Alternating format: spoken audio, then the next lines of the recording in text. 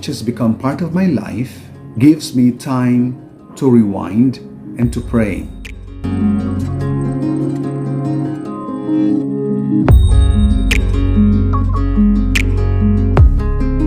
It is a great gift that creates an opportune time to refocus on things of greater importance.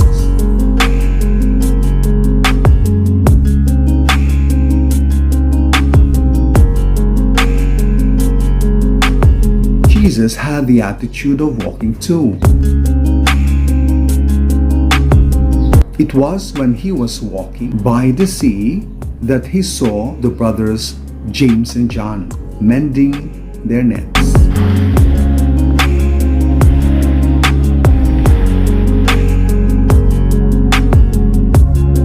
There are times in life that we have no energy in responding to the needs of others. I suggest we walk and walk until the gift of walking is gifted to us.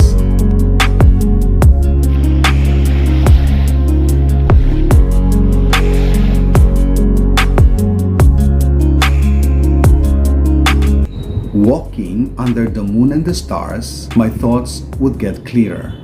The feeling of being embraced by the lights of hope from above amidst the darkness of the evening unblock myself from self-made and non-self-made difficulties. Walking along the seashore is another awesome experience that I always treasure. The sea breeze and the fine sand under my feet are natural lethargy unblockers. It is also enjoyable to walk through lines of trees. With green scenery pleasing to the eyes, I couldn't ask for more than to walk placidly. Walking, which has become part of my life, gives me time to rewind and to pray. It is a great gift that creates an opportune time to refocus on things of greater importance and to find the root cause why I experience lethargy and why I sound empty in my clatter, in my words, and in my deeds. As old as humanity in itself, walking and its gift of awesome experience is not exclusively mine. True, when we listen attentively to the first reading, which is taken from the book of the prophet Jonah, Jonah had a great experience of walking through the city of Nineveh. Jonah is an old book that is said to be written in the 5th or 4th century before the existence of Christ. According to the reading, to see the greatness of the city of Nineveh, one must give himself 3 days to walk through it. Yet Jonah took only a day's walk before he announced to the people about the fall of Nineveh. A day's walk must have been enough to be gifted of what to tell the people of Nineveh. 1 day walk must have been enough for Jonah to gain courage and to be true to the call of God for him as a prophet. People responded and believed in the announcement of Jonah. They repented. Even the king of Nineveh had undergone the ritual of repentance by putting on a sackcloth and sat on ashes. Jesus had the attitude of walking too. There were many occasions when he walked. In today's gospel reading, which is taken from the Gospel of Mark, we heard of Jesus walking by the Sea of Galilee. It was when he was walking by the sea that he saw 2 brothers, Simon and Andrew. The brothers were casting net into the sea.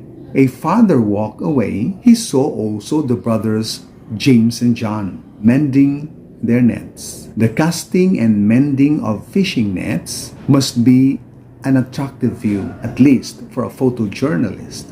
But Jesus was more attracted to the fisherman than to the nets. He was more attracted to the person of each fisherman than to the fish. So he called them, "Come after me."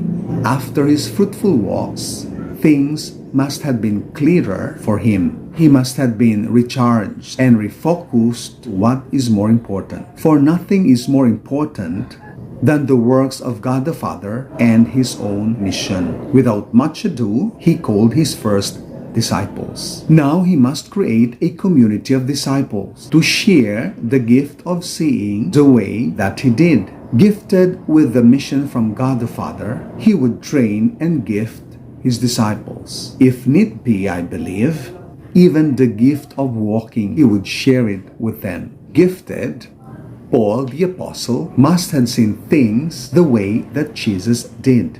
As he journeyed from one community to the next, he must have seen communities desiring to be faithful and to be united with God. The needs and call of each community must be clear to him. Responding to the Corinthian community about married life and virginity, he told them to be faithful to their vocation.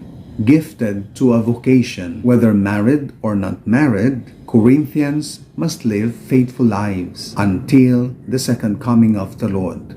Gifted, they must focus on what God wills for each of their vocation and the future, because the world in its present form is passing away. There seemed to be an urgency in their call.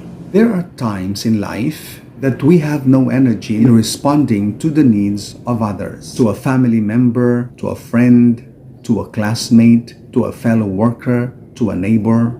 Sometimes we do respond, but with clatter. Our responses sound like a gong or cymbal, noisy and empty. I suggest we walk and walk until the gift of walking is gifted to us.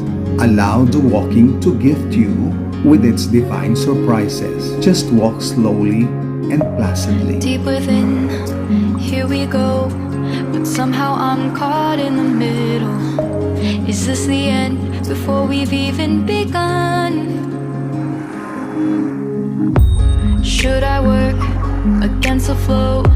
A drop in the ocean so endless, reaching for our moments miles above. I just need one. The Mass is the food for those who wish to walk like Jesus and those who wish to see things the way that Jesus did. Thank you so much, and catch up again next weekend. God bless you more and always.